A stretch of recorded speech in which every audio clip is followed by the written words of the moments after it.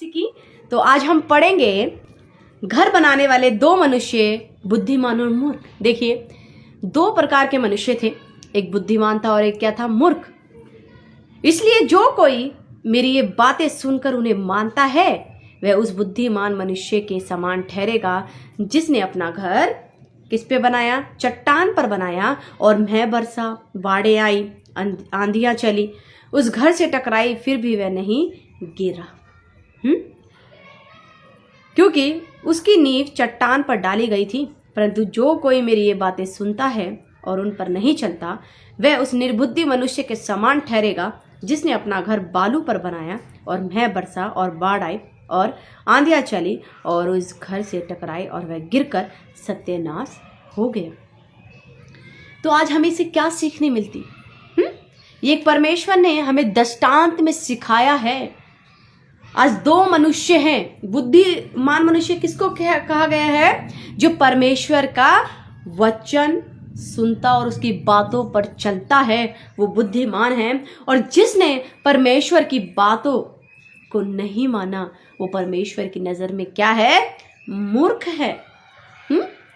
तो हम जो एक बुद्धिमान है, वो उसने अपनी नींव कहाँ डाली है? परमेश्वर पे, विश्वास पर उसने अपनी नींव को मजबूत करा है, पक्का किया है विश्वास के द्वारा।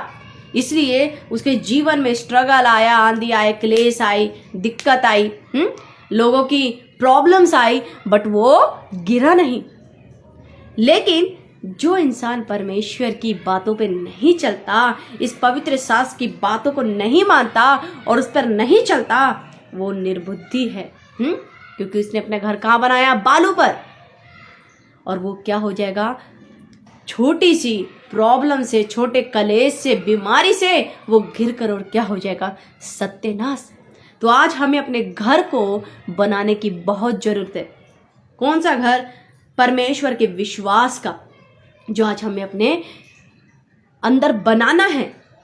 परमेश्वर की आज्ञा को मानना है, परमेश्वर की आज्ञा पर चलना है, और अपने आप को गिरने नहीं देना। अगर तुम्हारा विश्वास परमेश्वर पर मजबूत है, अगर वो पक्की नींव जो डाली हुई है तुमने, तो तुम कभी भी नहीं गिर पाओगे। को चाहे कैसा भी कलेश, कैसी भी बीमारी तुम पर आए, तुम नहीं गिर पाओगे।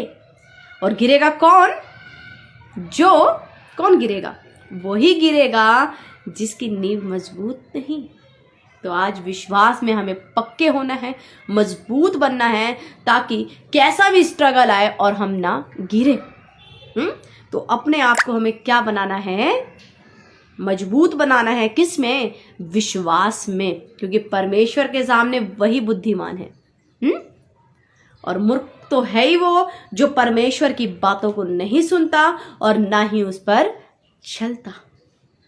उसका क्या होगा? सत्यानाश ही होगा। लिखा है, फिर वह गिरकर सत्यानाश हो गया। क्यों? क्योंकि परमेश्वर की आज्ञा को नहीं मानेगा तो वो नाश की ओर ही चले जाएगा, वो मर ही जाएगा। परंतु बचाया कौन जाएगा?